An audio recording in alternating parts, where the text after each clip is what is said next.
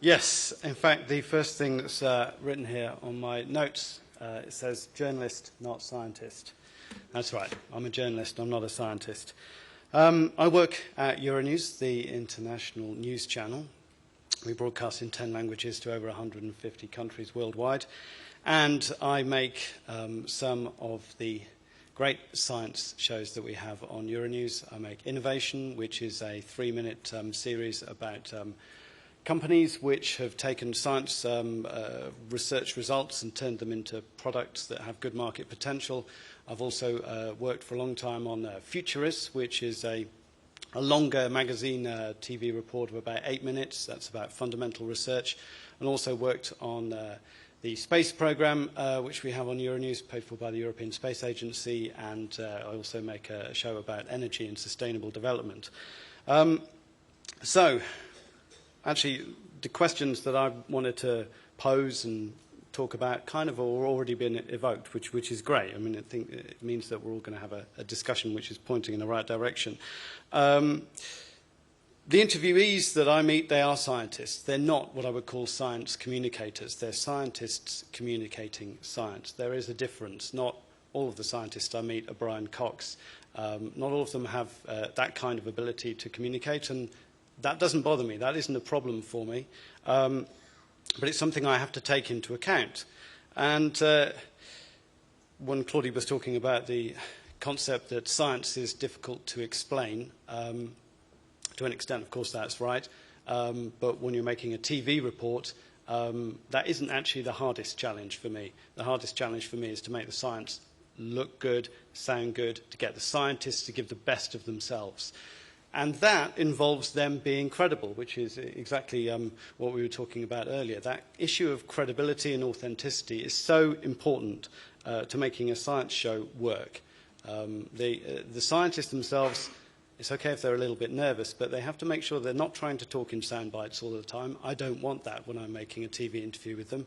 I want them to talk naturally and honestly about what's happened in terms of their research. Another thing I want them to do is to tell me about their mistakes, which Claudie was just talking about, the stuff they can't do, the stuff they don't know, the things that went wrong in the process of their research project. That's really, really important because, again, that gives you authenticity. One of the things that slightly annoys me about the science reporting and some of the science broadcasting that we get is that scientists are kind of put on the stage as the people who have the answers for everything. In fact, they don't have the answers for everything, and I think it's great if we can show that they're in a process of learning about how stuff works. And they don't actually have the answer to life, the universe, and everything. And in fact, that makes them much more real and honest. And that's, if there's scientists here who want to, discuss about how they might perform in front of a TV camera, I think that's a really important thing that we ought to get into talking about, is making sure that they are utterly transparent and clear about what's happened to them. Another thing that's kind of an issue for me is stereotypes. When I phone them up, what do I say? Hello, I'm Jeremy Wilks. I'm a journalist and producer at Euronews Television. What's just happened there in their mind, in the mind of the great professor that I phoned up? He's thought, journalist, okay. Not always the best reputation in the world. We've already mentioned what happens when you let general news journalists free on science stories. They also think producer. Well, when have they seen TV and producer together? They've seen terrible talent shows, and they've seen those two things together. They don't want to be involved in that. Euronews, thankfully, carries a little authenticity and is a bit better, so that kind of pushes the whole thing forward. When I think about scientists, what am I thinking about? I'm thinking about some guy with crazy hair, with weird glasses, a funny way of walking, a white coat.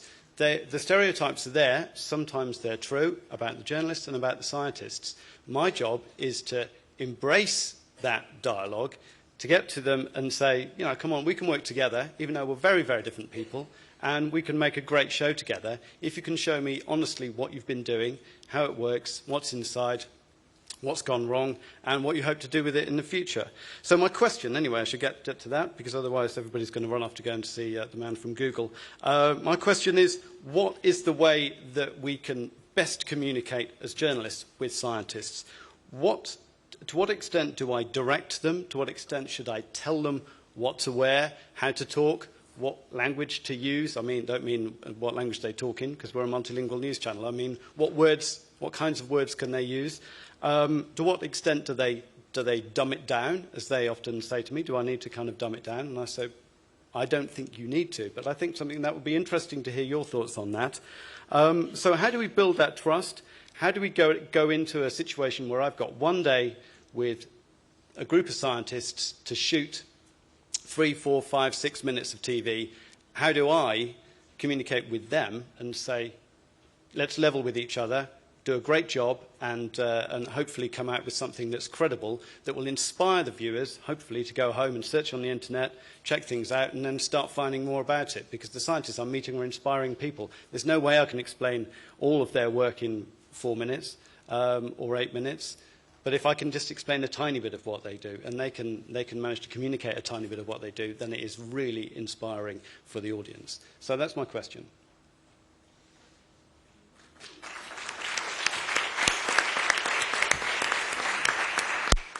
Jeremy, many thanks. I realize journalism is an art, not a science. Now, quickly, Claudie, Léo. Une petite remarque simple, il faut déjà... Well, one small, simple comment. We need much more time devoted to science on radio and TV. We show 8 times more sport than science in France at the moment.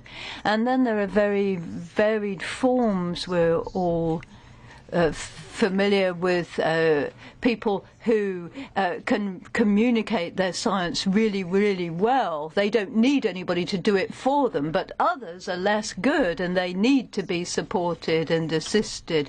And in the science centres, we support researchers and help them to explain things to the general public. We help the professor go and explain things to children in schools.